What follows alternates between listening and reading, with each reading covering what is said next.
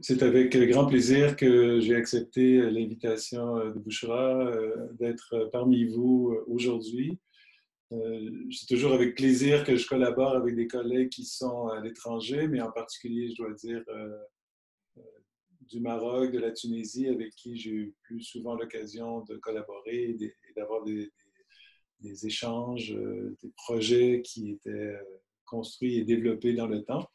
Donc, c'est déjà pour moi une certaine tradition de collaboration et je me réjouis toujours de la possibilité d'avoir l'occasion de pouvoir à nouveau m'investir de cette façon. Alors voilà, j'interviendrai avec vous pour l'équivalent d'une trentaine de minutes sous la forme d'une présentation informelle, c'est-à-dire qu'il n'y a pas de document PowerPoint ou autre que je présenterai à l'écran. J'aborderai, et pendant cette présentation, n'hésitez pas si vous aviez des questions, des remarques, surtout de type compréhension, un truc que vous ne saisissez pas parfaitement ou pour lequel vous souhaiteriez avoir un éclaircissement via le chat ou la conversation écrite que vous pouvez utiliser pour pouvoir partager ce commentaire et me le faire connaître. Puis ensuite, nous aurons une séance en bonne et due forme d'échange, de discussion, de partage entre nous. Voilà, d'une part. D'autre part, je tiens donc à préciser que je m'adresse à vous aujourd'hui en tant que collègue, praticien, chercheur, c'est-à-dire que dans nos modèles de développement de ce que l'on appelle l'expertise pédagogique, donc l'expertise en enseignement et en apprentissage, nous sommes tous, ou la grande majorité d'entre nous, dans une position de praticien. Les premiers moments de nos carrières universitaires l'ont été à travers un début d'enseignement. Bien sûr, il y a le volet chercheur de votre travail qui est toujours présent, comme pour moi. Là, on a eu une formation à l'entrée, à l'arrivée, à travers nos études de doctorat, mais très peu ont eu l'occasion d'avoir de formation initiale à l'enseignement et à l'apprentissage. Donc voilà, nous nous jetons dans la mêlée de l'enseignement et de l'apprentissage à travers nos premiers cours, nos premières expériences à cet égard. Et puis, nous développons, au fur et à mesure que les années passent, une certaine connaissance plus fine de nos milieux de pratique, de nos étudiants, de nos établissements d'enseignement, etc.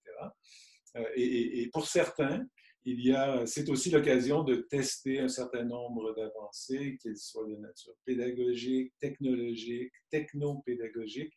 Et lorsque l'on met en place de telles innovations, parfois, on souhaite avoir un certain écho, une certaine capacité de mesurer ce que l'on a fait. Et c'est là où on met le pied dans le cadran 2 du développement de l'expertise pédagogique, celui du praticien-chercheur. Alors, qu'est-ce que le praticien-chercheur? Bien sûr, il y a eu le praticien réflexif en amont, quelqu'un qui s'est questionné, vous, moi et collègues. Et puis, le praticien-chercheur vient ajouter une couche de plus dans la mesure où ce questionnement prend la forme d'un test, d'une mesure quelconque, de l'incidence qu'ont eu les changements apportés. Voilà. Et donc, je m'adresse à vous aujourd'hui pour une intervention dont le titre est Conception ou concevoir un scénario pédagogique, bien sûr dans le contexte plus spécifique d'un environnement de formation numérique. Mais donc, je l'ai fait au départ comme je décrivais d'une façon plus intuitive, rapidement accompagné de spécialistes de la question. Ça, c'était en 2010, lorsque nous avons lancé à l'Université de Sherbrooke le micro-programme de pédagogie en enseignement supérieur. Donc, ce micro-programme a comme finalité de former à l'enseignement et à l'apprentissage tous les collègues de l'université, mais également à l'extérieur de nos murs, puisque nous offrons maintenant, grâce à la formation en ligne, la capacité de s'y inscrire, que vous soyez au Maroc, en France, à titre d'exemple. Cet hiver, j'enseignais 2 cours et 2 de mes étudiantes étaient à l'étranger, une en Suisse et une en France. Donc voilà, il est possible de s'y inscrire. Ce sont des chargés d'enseignement qui le font, professeurs et autres personnes qui ont la chance de pouvoir intervenir dans les classes à l'université ou dans les établissements d'enseignement supérieur. Donc voilà, depuis 2011, le programme est offert maintenant en ligne, mais avant d'y arriver, il fallait construire et développer, concevoir cette formation en ligne, chose qui était pour nous, mes collègues et moi, tout à fait nouveau. Nous avons non pas été poussés dans cette direction par des contraintes extérieures comme actuellement COVID-19 nous pousse à le faire, mais plutôt par une volonté de pouvoir rejoindre des collègues à l'extérieur de la région immédiate de l'Université de Sherbrooke au Canada, et ainsi permettre de pouvoir élargir, disons, l'offre de formation à de nombreuses personnes. Alors maintenant, qu'est-ce que nous cherchions à faire? Je dois tout de suite vous dire très candidement que je suis, ou je me décrirais comme une personne technosceptique, au sens où je ne suis pas porté vers les technologies d'emblée.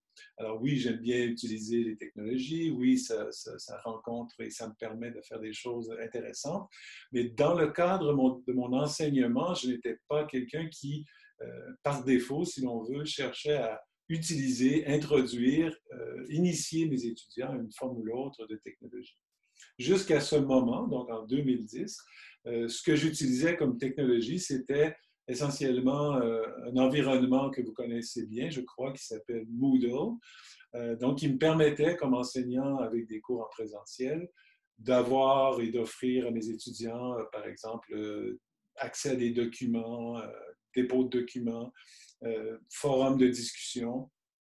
C'était les deux grandes utilisations que je faisais de Moodle. Par ailleurs, donc, j'enseignais sinon en présentiel. Et puis, ça allait bien, avec des résultats plus ou moins mitigés quant à la plus-value de ces technologies dans le cadre de nos enseignements ou de mes enseignements en présentiel. Alors maintenant, nous devions passer dans ce projet de tout en ligne, mais quelle était la trajectoire que nous devions prendre, de quelle façon allions-nous, quelle stratégie allions-nous mobiliser? C'est un peu ce que je vais évoquer avec vous, tous les apprentissages qui ont découlé de ce travail de conception, d'implantation et maintenant d'évaluation de cette stratégie de formation. Alors voilà, première étape pour nous, ça a été de nous documenter. Ce que je vous raconte en termes d'étapes, c'est un modèle de développement d'environnement de formation tout type qui est bien connu dans le monde anglophone, qui fait référence aussi à une forme de capacité à scénariser plus loin nos activités de formation. Donc, c'est le modèle du Scholarship of Teaching and Learning. Je vais peut-être prendre 2 secondes pour l'écrire dans le chat pour que vous puissiez bien voir comment on écrit tout cela. Voilà, j'y arrive. Voilà, Scholarship of Teaching and Learning, aussi dans la littérature fréquemment appelée par son acronyme SOTL, SOTL. Alors, le Scholarship of Teaching and Learning propose une série d'étapes. J'ai eu l'occasion avec les collègues de l'université d'en partager la forme et la stratégie d'implantation, d'utilisation que l'on met de l'avant dans nos formations. Mais disons que la première étape est donc celle de se documenter. Nous avions un problème. Comme de bons chercheurs, nous cherchions au départ à voir si des solutions pouvaient exister dans la littérature. C'est ce que nous avons fait. Nous avons ouvert plusieurs ouvrages, plusieurs références étaient dans des banques de données. Et nous avons découvert des pratiques existantes. C'était encore assez tôt, il y a une dizaine d'années. Par contre, j'ai envoyé ce truc en mode privé, donc ça, c'est pas très utile. L'information, je vais vous écrire maintenant à tous, puisque je m'ai envoyé mon petit message qui bouchera. Ah, c'était pas ça non plus. Bon, je recommence. Alors, Scholar. Teaching and Learning. SOTL. Bon, là, ça devrait être visible. Très bien, je reprends mon fil des événements. Donc, voilà, nous avons été voir la littérature et nous avons pu découvrir qu'il y avait plusieurs propositions, en fait, sur les façons de faire. Et c'est autour de 6 thématiques ou de 6 volets de notre développement que je vous parlerai de ce que nous avons pris comme décision, comment les choses ont évolué aussi dans le temps. Alors, la première sous-thème, si on veut, puisque le thème de l'intervention aujourd'hui, c'est concevoir un scénario pédagogique. Le premier qui est important pour nous, c'est ce que l'on appelle dans la littérature l'approche programme et le développement des compétences de formation pour nos étudiants. La question que nous nous posions, comment allions-nous développer ce programme, ce micro-programme, essentiellement fait de plusieurs cours à option, mais l'équivalent d'un bloc de 3 ou de 5 cours que chaque personne intéressée souhaite suivre. Comment allions-nous alors implanter l'approche programme dans ce contexte? Deuxième sous-thème, parcours d'apprentissage. Allions-nous aller vers l'individualisation de la formation ou prioriser comme en classe les formations en groupe? Troisième sous-thème, séance synchrone versus asynchrone. Vous avez eu l'occasion de rencontrer, pour certains d'entre vous, un de mes collègues, Florian Meyer, récemment, qui vous a en partie parlé de cette question. Je l'aborderai d'une façon un peu différente, si j'ai bien compris le sens de son intervention auprès de vous. Donc, c'est le troisième sous-thème. Quatrième sous-thème, nombre d'heures de travail à chaque semaine, comment on planifie le travail étudiant dans un contexte de formation en ligne lorsqu'on le compare à la formation présentielle. Cinquième sous-thème, évaluation des apprentissages et compétences. Ce n'est pas rien. Et donc, je vous parlerai de ce que nous avons pris comme décision, voilà, et orientation avec le temps. Et enfin, structuration, accompagnement et rétroaction. Autrement dit, quel type de soutien doit-on offrir si on compare à nouveau la formation en ligne à la formation en présentiel? Voilà, c'est le menu. Je vais donc repartir du haut de la liste avec le premier point, celui de l'accompagnement, de l'approche programme, pardon, et donc du développement des compétences. Ce micro-programme d'une possibilité donc de 3 à 5 cours que chacun peut décider de prendre dans une perspective de développement professionnel. Tout ça est une formation naturellement libre, non obligatoire, mais nous avons malgré tout, depuis 2009, date du démarrage du micro-programme, jusqu'à ce jour, formé un peu plus de 400 personnes à travers nos activités de formation. Donc, ce micro-programme en 2009 avait déjà une cohérence interne visant le développement de 3 grandes compétences en enseignement et apprentissage chez nos collègues. Nous avions aussi là fait une recension des écrits pour cibler à travers des expériences du côté de la littérature en Canada anglais, ailleurs dans le monde, comment les choses s'orientaient, chez nos collègues européens également. Et puis, nous avons ciblé 3 compétences qui nous semblaient charnières, significatives et accessibles à l'intérieur d'une formation quand même courte, encore une fois de 3 à 5 cours. Donc, ces 3 compétences représentaient à la fois la cible visée, mais aussi déterminaient pour une bonne part, en ce qui nous concerne, la trajectoire de développement de ces compétences. Il nous fallait donc définir comment allaient pouvoir se déployer dans le temps, à travers un cours, mais à travers aussi plusieurs cours, chacune de ces compétences. Et des cours qui n'étaient pas nécessairement toujours les mêmes pour tous les participants. Là également, il fallait avoir une certaine flexibilité. Donc, on avait conçu ce programme de cette façon, en présentiel.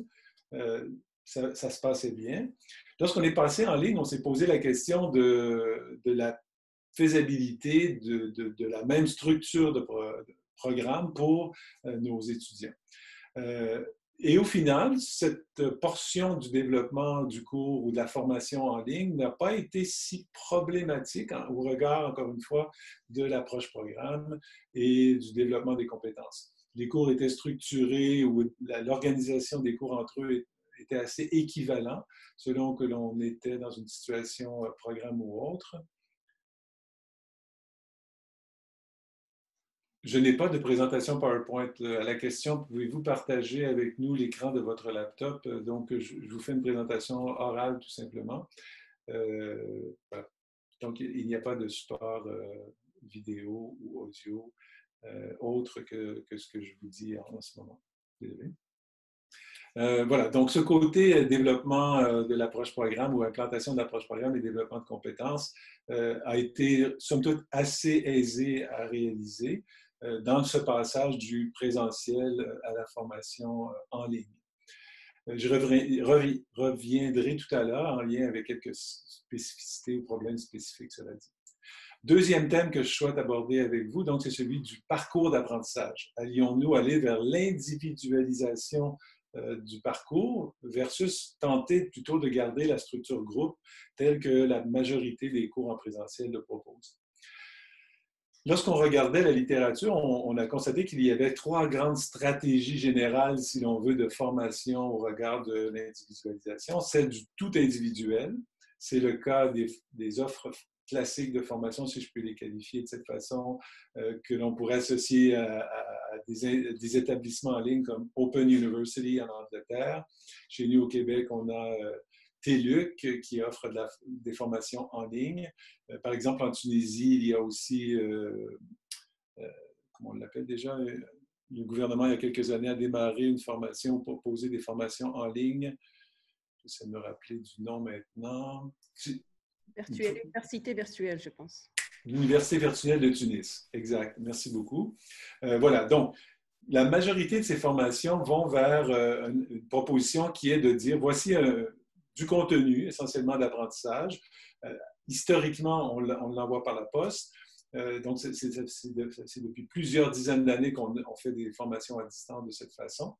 Les gens reçoivent le matériel, vont au rythme qui leur convient, ont des cibles à atteindre dans un temps donné, comme par exemple un semestre, pour pouvoir compléter l'ensemble du parcours, mais peuvent y aller plus rapidement.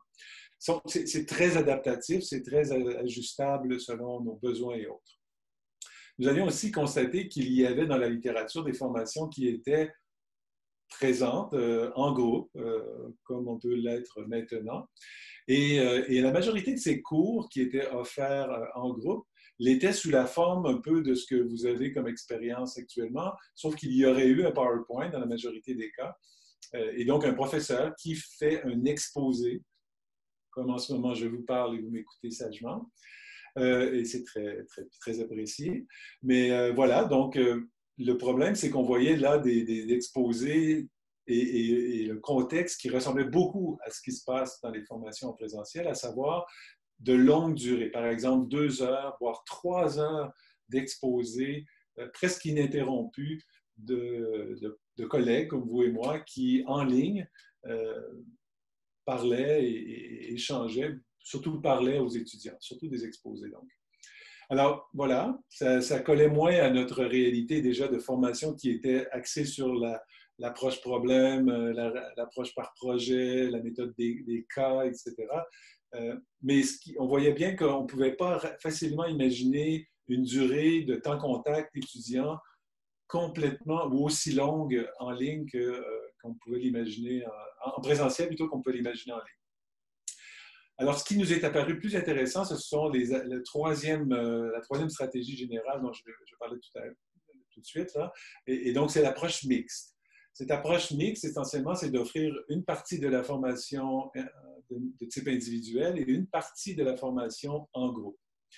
Mais alors voilà, et c'est vraiment la tendance, je dirais, dans la littérature en ce moment, cette approche mixte, cette mixité. Il y a plusieurs niveaux de mixité. Là, celui-ci, ce niveau, c'est celui de l'individuation versus le groupe. Donc, une partie de... Chez nous, les formations, les cours se donnent sur une série de 15 semaines, une suite de 15 semaines consécutives. Et pour nous, ça représente essentiellement une approche dont je parlerai dans une seconde lorsque j'aborderai la question des approches mixtes, c'est-à-dire synchrones ou asynchrones. Mais ce qui était compliqué dans la littérature et ce qui n'apparaissait pas clairement, c'était le degré de mixité. Quelle était la bonne façon de mixer individualisation et approche de groupe? La plus-value majeure pour l'individualisation, c'est le respect de son rythme d'apprentissage, celui de l'étudiant. Et le plus grand avantage de l'approche en groupe, c'est de pouvoir créer un espace de formation qui allait prendre appui sur la présence des pairs, sur la présence des collègues, etc., Ça c'est très puissant en termes de soutien à l'apprentissage. C'est un peu comme l'exercice physique. On peut faire de l'exercice à la maison pendant le temps du confinement en ce moment, faire de la course sur un tapis roulant, faire des poids et haltères, etc.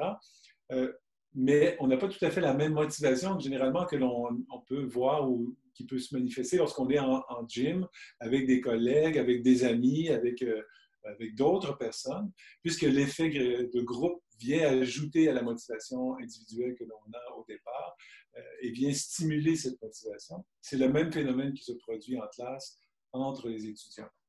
Donc, facteur de motivation plus élevé lorsqu'on mixe et facteur de persévérance aussi important que l'on réussit à atteindre. Alors, bien sûr, le dosage dont je parlais, c'est-à-dire quel degré de mixité va dépendre éventuellement dans le choix que vous ferez de la discipline que vous enseignez, des moyens technologiques qui sont à votre disposition, voire des visées de formation que vous souhaitez atteindre. Il y a plusieurs facteurs qui sont à prendre en considération. Pour nous, c'était une approche qui s'est calibrée sur 2 ans, mais qui a été essentiellement de dire que nous allions aborder chaque cours sous la forme de blocs, d'unités, si l'on veut, de cours, des thèmes, un bloc thème X, un bloc thème Y, etc. Et que nous allions avoir comme cela 4 à 6 thèmes abordés ou blocs de contenu par cours. Certains vont choisir 4, d'autres 5, d'autres 6, c'est variable, mais toujours entre 4 et 6, ou plutôt de 4 à 6. Et ce que ça permet de faire, et voici la stratégie, c'est que lorsqu'on démarre un cours, on ouvre le premier thème, tout le monde entre dans ce bloc de contenu en même temps. Le premier thème peut avoir une durée variable de 3 à 5, peut-être exceptionnellement 6 semaines, donc 3 à 6 semaines. Et lorsqu'on démarre le thème, à l'intérieur de la durée prévue, disons 5 semaines, chacun va à son rythme. On avance, il n'y a pas de prescription sur le fait de faire ceci nécessairement à la semaine prévue. Oui, derrière, il y a une proposition, mais chacun vraiment y va à son rythme. Par contre, tout le monde doit s'attendre avant de passer au bloc ou au thème suivant. Voilà, donc au bout des 5 semaines, certains l'ont complété ces 5 semaines de travail en 2, d'autres l'ont fait pendant une durée de 5, d'autres 4, d'autres 3, c'est variable. Et c'est l'idée justement de l'individualisation. Lorsqu'on atteint le seuil de ce premier thème, nous ouvrons pour tous, en même temps, le thème suivant. Et là, on revient en groupe, c'est-à-dire qu'on a une séance souvent synchrone, dont je parlais tout à l'heure, qui ouvre un thème, qui permet donc de mettre tout le monde à niveau, d'avoir une vision commune et partagée. Et voilà, c'est parti pour le deuxième thème, pour la durée prévue. Tout le monde y va à son rythme. On doit s'attendre pour le thème 3 et c'est comme ça jusqu'à la fin du cours. C'est la façon dont nous avons interprété le dosage de la mixité, individualisation versus formation en groupe. La question sur quoi se base cette segmentation? Elle est dépendante de plusieurs facteurs, comme j'expliquais un peu plus tôt, c'est-à-dire que pour nous, c'est essentiellement basé sur des stratégies à la fois pédagogiques et didactiques, c'est-à-dire qu'il y a des blocs de contenu qui font plus sens et qui se regroupent plus aisément sous un thème. On le met dans ce thème. Je vous donne un exemple très concret auquel vous devriez tous pouvoir faire référence parce que vous êtes tous enseignants et toutes enseignantes. Le premier cours s'intitule « Enseigner dans le supérieur » et donc touche la dimension enseignement-apprentissage. Et le thème, le cours est séquencé dans les grandes parties que sont préparation d'un cours, prestation d'un cours, évaluation des apprentissages. Donc, planification, prestation, évaluation, c'est 3 grands blocs. Voilà un exemple. Le premier bloc, c'est la préparation d'un cours, tout ce que l'on doit faire, préparation du plan de cours ou du syllabus, organisation de ce syllabus, stratégie, etc. On pourra aborder si vous le souhaitiez. C'est le premier bloc. On ferme le premier, on ne ferme jamais, on ouvre le deuxième et on aborde cette fois-là le thème de la prestation. Lorsque l'on rencontre les étudiants, comment se passent les choses, comment le déroulement du cours, etc. ainsi de suite, jusqu'au bloc évaluation des apprentissages. Et là, on ouvre la thématique de l'évaluation, les sous-bassements de cette question. Voilà, un exemple d'organisation du cours. On pourrait l'avoir par chapitre s'il y a, par exemple, un livre de référence ou un manuel qui est utilisé pour ce cours. Chacun des chapitres pourrait être un thème, des blocs de chapitres pourraient représenter un thème, ou toute autre mixité. C'est vraiment une occasion de réflexion didactique très intéressante pour chacun d'entre nous, que de réfléchir un cours sous la forme de ces thèmes. Et je vais me permettre un commentaire pédagogique et moins technologique maintenant, ou technopédagogique. Même dans un cours en présentiel, il est très important de thématiser les portions de cours. Pour les étudiants, c'est une façon d'organiser le savoir en mémoire.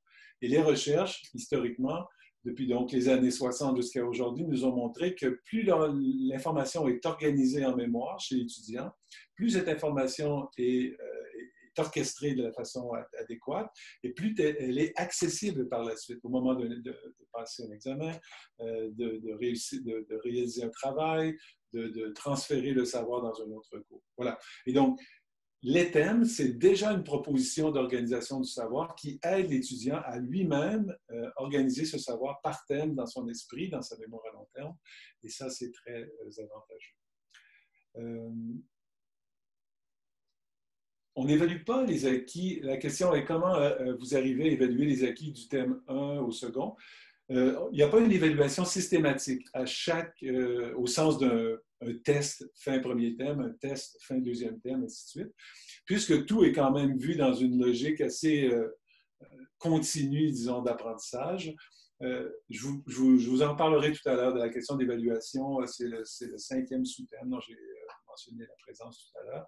J'y reviendrai.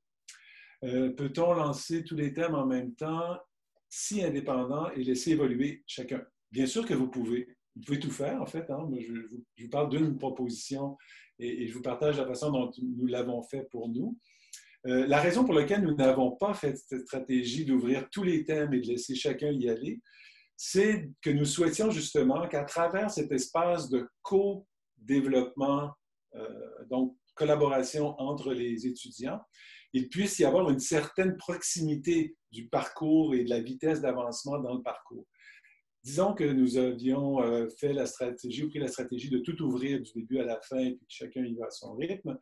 Quelqu'un qui est vraiment, pour une raison ou pour une autre, très rapidement capable de pouvoir étudier beaucoup et de s'investir, aurait pu, imaginons, compléter les 15 semaines en la moitié du temps, 7 semaines. Alors lui ou elle aurait participé au forum de discussion de chacun de ces thèmes en lien ou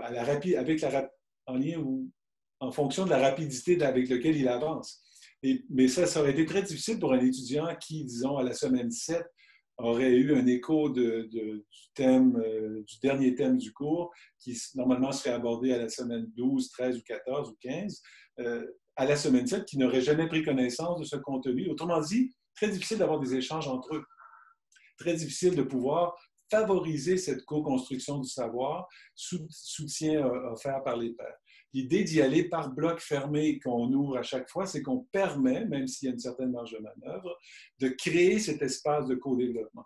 Et nous avons non seulement pu constater dans la littérature que c'était favorable, mais nous-mêmes, dans notre expérience de praticien, pu constater la réelle valeur ajoutée de la contribution des pairs, surtout dans les cours en ligne, moins dans les cours en présentiel, cela dit, et j'en parlerai aussi tout à l'heure. Voilà c'est la raison principale du choix de ne pas avoir tout ouvert comme une forme de formation toute individualisée. Si chacun suit son rythme, comment faire pour programmer une séance asynchrone? Bien, alors voilà, il y a un rythme forcé, mais toutes les séances synchrones, c'est une très bonne question, toutes les séances synchrones sont planifiées et elles sont connues. C'est-à-dire que chaque étudiant d'un groupe donné sait qu'à la semaine, disons, 4, il y aura une séance synchrone qui va aborder le thème X. Si certains ont voulu aller plus rapidement, soit, pour eux, ce sera une façon de revisiter des acquis déjà en partie faits, conçus. Pour d'autres qui ont traîné de la patte, ça les oblige un peu à avancer. Généralement, il y a au moins une séance synchrone à l'intérieur de chacun de ces sous-thèmes. Il peut y en avoir 2, bien sûr, mais il n'y en a pas moins d'1, ce qui fait qu'on a toujours un point d'ancrage fort pour permettre aux étudiants de se retrouver. Et puis après, mais chacun connaît les règles du jeu. C'est comme l'apprentissage en classe. Il y a des gens qui ont bien lu les travaux ou les trucs à lire avant les cours suivants, d'autres qui ne les ont pas lus du tout. Vous ne pouvez jamais contrôler parfaitement le rythme d'apprentissage de vos étudiants, vous le savez par expérience.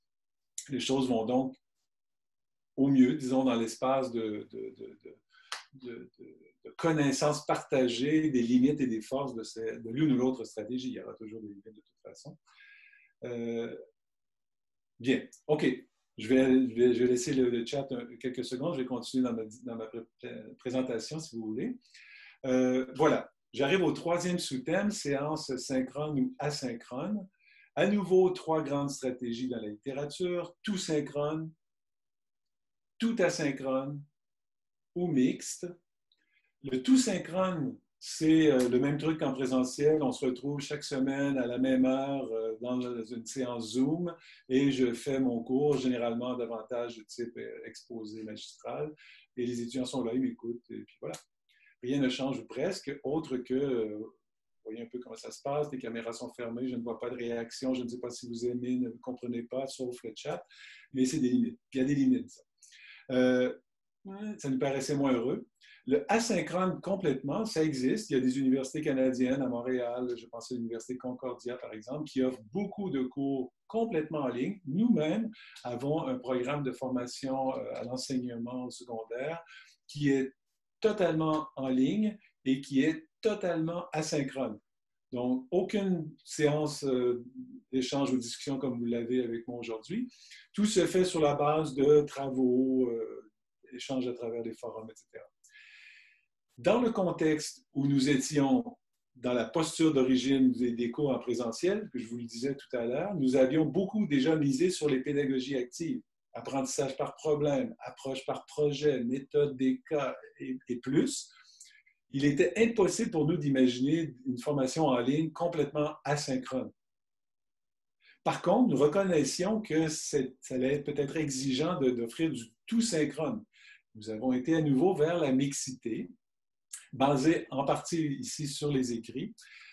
Et comme je l'évoquais tout à l'heure, vos choix personnels comme responsable d'un cours ou d'un programme de formation seront basés en partie sur la nature de la discipline que vous enseignez, les moyens technologiques à votre disposition, il y en a toute une panoplie, les visées de formation, donc compétences, cours, contenu, matière, etc. Beaucoup de paramètres à considérer.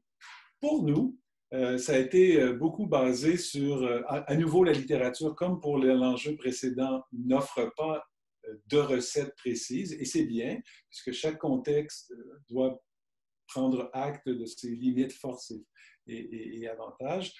Voilà. Alors, qu'est-ce que ça a voulu dire pour nous? C'est un mélange de ce que Florian Meyer vous a mentionné, si vous étiez à sa dernière intervention, du thème du blended learning, c'est-à-dire nous souhaitions donc offrir une formation qui allait à nouveau souhaiter permettre plutôt, à cause de cette structure par thème dont j'ai parlé, de retrouver nos étudiants.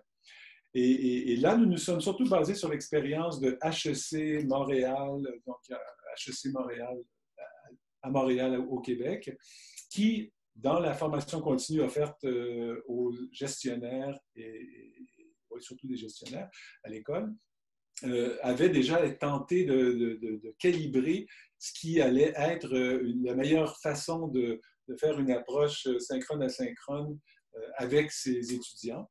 Et eux avaient essayé des situations de type une séance synchrone, une semaine, 2 semaines sans séance synchrone, la quatrième semaine, on revient en synchrone, etc. En fait, ils avaient faire plusieurs tentatives et finalement étaient arrivés et stabilisé le tout avec la forme une semaine synchrone, une semaine asynchrone, une semaine synchrone, donc en alternance. Chaque semaine, on passait de l'un à l'autre.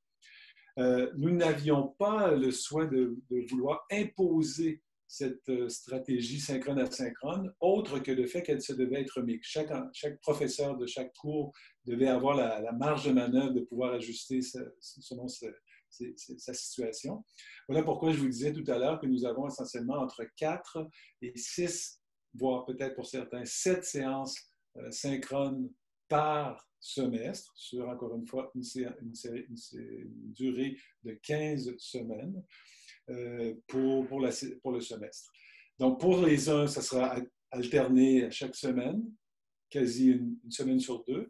Pour les autres, ce sera par thème, 4 thèmes, 4 séances synchrones. Voilà. C'est donc variable, ça laisse la marge de manœuvre à chacun des collègues et c'est généralement très efficace. Et qu'est-ce qui semble le plus avantageux pour nos étudiants, et ça s'avère vrai depuis le tout début, un peu plus de 10 ans de mise en pratique de cette formation en ligne, c'est le fait que durant ces séances synchrones, il n'y ait pas que de ce type de formation tout exposé. Ce que chaque fois les participants de ces séances nous disent, c'est que les moments qu'ils apprécient le plus, c'est le moment où ils travaillent en équipe. C'est le moment où ils sont capables d'échanger entre eux, parce qu'on leur aura soumis un problème, parce qu'on leur aura soumis un cas, peu importe la nature ou la raison d'être du travail en équipe, la forme de ce travail en équipe, c'est ces moments particuliers de travaux en équipe qui s'avèrent les plus appréciés et les plus susceptibles de les motiver à être présents lors des séances synchrones. Mais même s'ils ne sont pas présents lors de ces séances synchrones, elles sont systématiquement enregistrées. Chaque fois, ils donnent, au départ d'un cours, chaque étudiant doit donner l'autorisation. On a 2 cas là, exceptionnellement de gens qui n'ont pas voulu être filmés, leur caméra est fermée durant les séances, mais dans la vaste majorité, je dirais 99% des cas, les étudiants acceptent volontiers. Et donc, les caméras sont ouvertes. Bien sûr que si vous avez des limites technologiques, il faudra ajuster, mais sinon, tout est enregistré. De sorte que si par hasard, pour une raison ou pour une autre, l'étudiant ne pouvait être présent durant la séance synchrone, il a le moyen de revoir la séance, de la réécouter comme s'il avait été présent, ou presque. Et pour toutes celles et ceux qui auraient été présents lors de la séance synchrone, peuvent à nouveau la réécouter par la suite. Donc, c'est devenu une stratégie pédagogique très payante pour nous, chose qu'on ne fait naturellement pas en classe, se filmer ou s'enregistrer, puis que nos étudiants parfois le font en cachette. Alors ici, on rend tout accessible. Il n'y a plus de est-ce que je peux enregistrer, est-ce que je peux garder une trace de. C'est par défaut déposer chaque enregistrement sur le site Moodle qui accompagne les cours et à nouveau accessible par tous. Et pourquoi faire cela? Et est-ce que ça n'encouragerait pas le fait de ne pas participer en présentiel aux séances synchrones?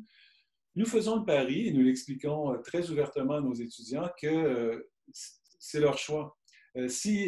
Voici pourquoi, alors nous leur expliquons les raisons que nous estimons avantageuses de participer aux séances synchrones. Voici parce que nous résoudrons un cas, parce que nous aborderons tel problème, nous partagerons nos stratégies. Moi, comme enseignant, je vous proposerai une façon de réfléchir à titre de modèle, la façon dont moi je réfléchis un problème, un cas, un projet, et comment bon, etc. Il y a plein de bonnes raisons, on les rend accessibles et disponibles, et on les partage. Et voilà, après, c'est la responsabilité de chacun de se présenter là. Et on leur explique aussi très bien que, comme la littérature le démontre, plus une personne participe à des formations au sens de s'engager cognitivement, poser des questions, réfléchir tout haut, l'apprentissage qu'il en dégage est d'autant plus important et puissant que s'il ne fait qu'écouter, même a posteriori. C'est mieux que rien, hein, c'est sûr, mais l'avantage, c'est d'être présent. Mais voilà, il peut y avoir toutes sortes de contraintes qui justifieraient de ne pas être présent. Et voilà, tout ce qu'on demande aux étudiants, c'est de nous informer de leur absence et non pas de la justifier au sens de billet du médecin ou je ne sais pas quelle autre justification que généralement on souhaite avoir. C'est un niveau de responsabilisation différent, mais ça place l'étudiant dans une autre posture que celle plutôt d'être, disons, dans la position d'être obligé de faire quelque chose. Ici, on veut qu'ils se responsabilisent vis-à-vis de leurs apprentissages et ça en fait partie. Oui, tout à fait, favorise le développement d'autonomie également des étudiants. Voilà. 4e sous-thème, nombre d'heures de travail chaque semaine. Au Canada, dans nos cours de ce microprogramme, les formations sont prévues pour un temps contact étudiant-professeur de 45 heures à raison de 3 heures chaque séance en présentiel en classe. Donc, 3 heures la première semaine, 3 heures la deuxième semaine, et ainsi de suite, en classe. La première année, c'est ce que nous avons fait. Des séances synchrones d'une durée de 3 heures. Indigeste, difficile, les étudiants décrochent avant la fin du cours, etc. Donc, plein de complexité. Juste avant de poursuivre, je vais vous mentionner que pour 45 heures de temps contact, la totalité du nombre d'heures d'un cours est généralement à l'heure de 135 heures. C'est-à-dire qu'il y a pour 1 heure de temps contact prof-étudiant, il y a 2 heures de travail à l'extérieur. Ces 2 heures peuvent être faites de plusieurs choses, labo, travaux pratiques, travaux dirigés, études, peu importe. Mais donc, c'est le calcul que l'on fait, c'est toujours un ratio 3-1.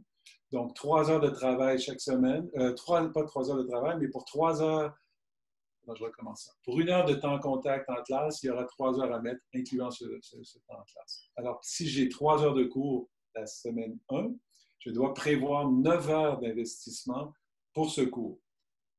3 heures en classe et 6 heures de quelque chose d'autre. Que je planifie, bien sûr, en général, mais pas tout, parce qu'il y a toujours le bout étude que l'on ne planifie pas tellement. Alors, je reviens à ce que nous on a fait comme choix. Nous avons réalisé que dans le contexte d'une formation comme celle que nous offrons, qui s'adresse à des personnes qui travaillent déjà, donc des professeurs d'université et autres, 135 heures de temps investi par semaine était impossible à atteindre. Et donc, nous avons diminué ce ratio à 90 heures semaine. C'est-à-dire, au lieu d'avoir un ratio 3-1 ou 1-3, on est maintenant à 1-2, donc pour 1 heure temps contact, 2 heures à l'extérieur. Et ce 90 heures par semaine, la grande différence, et ce qui a changé pour nous, c'est que lorsqu'on a planifié un même cours en ligne plutôt qu'en présentiel, nous avons maintenant dû planifier les 90 heures de façon très précise. La structuration c'est un point que j'ai abordé dans une seconde, mais la structuration du cours est très précise, est très élaborée, est très structurée. Les personnes sont vraiment peuvent difficilement s'égarer, disons. Et ça, c'est très important parce qu'apprendre en ligne, c'est insécurisant d'une part, mais c'est aussi, vous le savez par expérience possiblement, si vous avez suivi des MOOC, les Massive Open Online Courses, parfois il y a une certaine difficulté à suivre le parcours proposé. Ici, nous, on planifiait maintenant non plus 45 heures de temps d'enseignement, mais 90 heures de temps d'apprentissage. Et ça, je voudrais que vous le compreniez bien comme nuance. Jusqu'à ce jour, j'ai toujours planifié, jusqu'en 2010, 2011, lorsque ça a démarré, j'ai toujours planifié mes cours comme des temps d'enseignement. Qu'allais-je faire pendant les 45 heures temps contact que j'allais avoir avec mes étudiants? Qu'allais-je faire la première semaine durant 3 heures? Qu'allais-je faire la deuxième semaine pendant 3 heures? Je parlais d'apprentissage, mais je ne planifiais réellement pas beaucoup l'apprentissage. Avec la formation en ligne, j'ai, pour la première fois de façon très systématique, planifié 90 heures de temps d'apprentissage où mon enseignement, ou mon temps contact enseignement venait se placer ou se greffer, disons, au parcours des 90 heures. Une séance synchrone ici, une séance synchrone là, et un peu plus loin, etc. Et donc, c'était un réel changement qualitatif et quantitatif, au final, de planification, que de planifier 90 heures d'apprentissage, parce que sur ces plateformes qu'est Moodle, on a vraiment un parcours qui suit une trajectoire très, très bien planifiée. Est-ce que c'est 300 étudiants? Oui. La question est, est-ce que cette technique pourrait être utilisée pour un nombre d'étudiants de 300? Ce qui va changer, c'est l'aspect pédagogique des séances synchrones. On aura peut-être l'occasion d'y revenir dans vos questions. Mais ce que j'allais dire, c'est que pour ce qui est de la structure, pour ce qui est de planifier 90 heures au lieu de 135 heures, mais vraiment toutes ces heures sont planifiées, oui, vous pourriez, le nombre ou le N étudiants ne vient pas directement, à mon sens, avoir un impact déterminant. 5e sous-thème, celui de l'évaluation, et ça sera mon avant-dernier. Très difficile d'évaluer en ligne. Je regardais juste avant, parce que j'ai eu quelques minutes là, après avoir parlé à Bouchra, puis parler à vous. J'ai été voir sur le web qu'est-ce qu'il disait à ce niveau, l'évaluation en ligne, puis je suis tombé sur un site de la Suisse, à l'université de Liège, pas de Liège, c'est-à-dire, mais je ne sais plus, à Lausanne, voilà, à l'UNIL. Et puis, voilà, on a des petites capsules vidéo pour dire aux étudiants, voici comment réussir ou réaliser un examen en ligne, comment vous préparer un examen en ligne. Le problème de l'examen, c'est le contrôle. Quand on passe en ligne. En classe, on est là, on les a devant nous, on voit ce qu'ils sont, on voit ce qu'ils font, etc. En ligne, c'est très difficile. Si on est comme maintenant en caméra cachée, pas moyen de savoir qui fait quoi. Et finalement, les examens sont devenus un peu... ça fut l'occasion pour nous de questionner cet outil, ce choix d'outils d'évaluation. Et nous avons laissé tomber les examens. Si vous avez des questions à ce sujet, j'y reviendrai. Nous avons axé l'évaluation uniquement sur des productions que les étudiants devaient réaliser. Puis, il y a vraiment une nouvelle stratégie d'examen très intéressante dont j'aimerais vous parler si vous me posez la question plus tard. Je ne l'aborderai pas tout de suite. Et puis, je vous dirais même que de l'évaluation que nous avions traditionnellement, qui est celle d'avoir donc une évaluation avec notation de notes, là, chez nous au Canada, c'est sur 100%.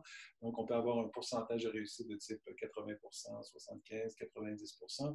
Vous avez le modèle, je crois bien, français sur 20. Donc, on peut... Voilà, on donne des notes. On retire ou on donne des notes.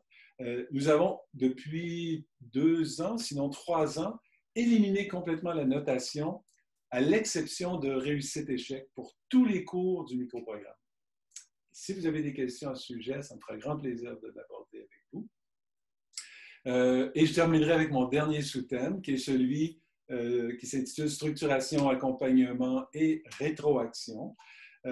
Extrêmement important, je l'évoquais tout à l'heure, il ne faut pas, je dirais, soupçonner la difficulté que peuvent rencontrer les étudiants dans la navigation à travers soit votre site Moodle ou autre environnement, l'agencement des sciences. Il faut vraiment il faut presque prendre pour acquis qu'ils ont moins d'habileté intellectuelle en général que d'autres, ou je sais pas, prendre pour acquis qu'ils sont peu habiles et mettre davantage de structures d'accompagnement, d'offrir une offre de formation structurée, plus que nécessaire peut-être aux besoins initialement, et puis en retirer si ça s'avérait trop, que l'inverse, que d'en mettre très peu et d'avoir des réactions qui sont malheureusement trop nombreuses au début et qui vont les désengager. Je ne comprends pas ceci, je ne sais pas quoi faire, je n'ai pas compris la portée de... Voilà, il faut vraiment prendre le temps de tout cela. L'accompagnement, pour moi, se fait non seulement à travers tout ce que j'ai déjà monté dans Moodle, structuration, consigne, écriture et autres, mais aussi dans l'accompagnement en temps réel que je fais chaque semaine à travers les séances, pas les séances, mais les Moodle ou les forums de discussion, pardon. Alors, cet accompagnement dans les forums de discussion est tout aussi important que ce que le cours lui-même a offert dans sa structure écrite sur Moodle. Et le dernier niveau que je voulais évoquer, c'est celui de la rétroaction. Nous avons beaucoup implanté d'évaluations de nature formative et les rétroactions sont aussi tout autant aidantes, structurantes et soutenantes pour les étudiants que tout autre mécanisme qui aurait pu être mis en place. Donc, votre présence est fortement sollicitée en ligne. À 300, il faut penser stratégiquement, puisque naturellement, 300, on ne peut pas répondre à 300 courriels chaque jour de tout type. Je vous dirais même que penser un cours à 300 en ligne, ce serait une question en soi. Hein. On a revisité un certain nombre de nos stratégies dont je vous parlais tout à l'heure. Peut-être que ça pourrait permettre de questionner le fait d'offrir un cours à 300 personnes en même temps. C'est peut-être pas la meilleure façon de favoriser l'apprentissage. C'est presque une question, mais presque autant une affirmation. Voilà. Donc, très important volet sur lequel nous pourrions échanger également si vous avez des questions à cet égard. Je terminerai ici le bout, disons, plus officiellement type présentation en ce qui me concerne, puis on peut ouvrir avec la collaboration de Bouchra, je crois, pour partager, faire le choix des questions, toutes questions que vous auriez. Et puis, merci de m'avoir écouté pour cette période initiale de notre échange.